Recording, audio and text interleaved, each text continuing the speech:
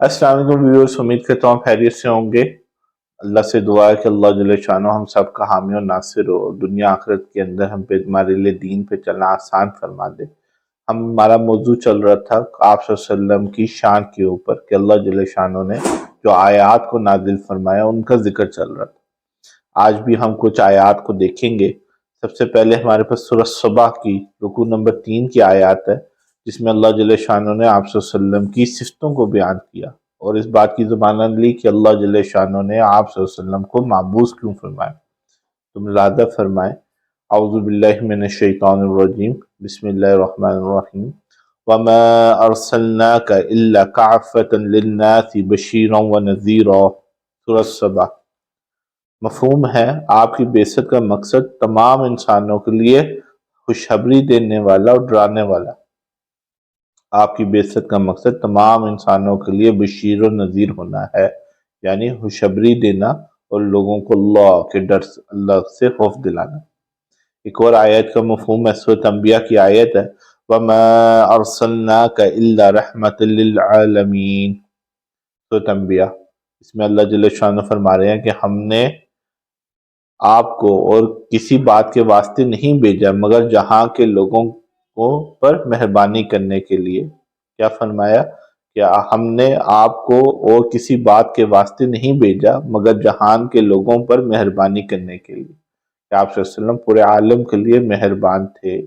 उसमें इंसान भी हैं, जिन्नात भी हैं, जानवर भी हैं, कायनात भी है। हाँ, जिसको हम कहते हैं, ये पूरी कायनात के लिए अल्लाह जल्ल शानो ने जो है ना दुनिया में जिंदगी कैसे गुजारे। आज लोग अर्थ डे बनाते हैं, हाँ, कहते हैं जी नेशनल इकोसिस्टम बर्बाद ना हो, इससे नुकसान हो रहा है। आप सल्लल्लाहु अलैहि वसल्लम ने उसके लिए सुन्नत बयान फरमा दी कि नदी नालों को किस तरह इस्तेमाल करना, दरख्तों को, जंगलों को किस तरह इस्तेमाल करना, ये भी अल्लाह के नबी ने सुन्नत में बता दी। हाँ, आबो हवा में किस तरह जिंदगी गुजारनी है ताकि आबो हवा खराब ना हो, ये भी आप सल्लल्लाहु अलैहि वसल्लम की।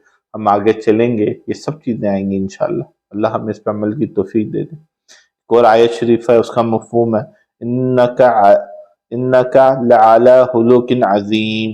बेशक आप अहलाक हसना के आला पैमाने पर, आप सल्लल्लाहु अलैहि वसल्लम के अहलाक सबसे बेहतरीन है। एक बात याद आ गई यहाँ, कल क़यामत वाले दिन आता है कि जब इंसान जन्नत में जाएगा तो उनको अंबिया की सिफात मिलेंगी। अंबिया अलैहिस्सलाम, जैसे कि हज़रत यूसुफ अलैहिस्सलाम बड़े हसीन थे, तो जन्नती, आम जन्नती को भी हज़रत यूसुफ अलैहिस्सलाम जैसा हुस्न मिलेगा। हज़रत दाऊद अलैहिस्सलाम की आवाज़ बड़ी खूबसूरत थी। हाँ, कहते जब हज़रत दाऊद अलैहिस्सलाम तिलावत करते थे ज़बूर की तो हवाएं रुक जाती थी, परिंदे आप हज़रत दाऊद की तिलावत को सुनने खड़े हो जाते थे। तो फरमाया जन्नती जब जन्नत में जाएगा तो हर जन्नती को हज़रत दाऊद अलैहिस्सलाम जैसी मीठी शीरीनी आवाज़ मिलेगी। कहा कि आप सल्लल्लाहु अलैहि वसल्लम से क्या मिलेगा? फरमाया आप सल्लल्लाहु अलैहि वसल्लम के अखलाक मिलेंगे, कि आपके अखलाक बेहतरीन अखलाक थे।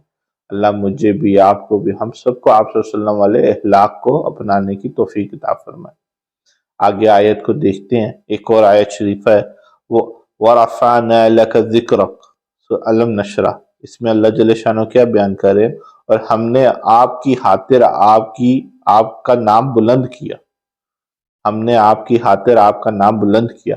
कितनी मोहब्बत की अलामत है, कितनी मोहब्बत की अलामत। अल्लाह जल्ल शानो कह रहे हैं हमने आपको खुश करने के लिए आपकी खातिर आपका नाम जो है ना बुलंद किया, आपका नाम ऊंचा कर दिया।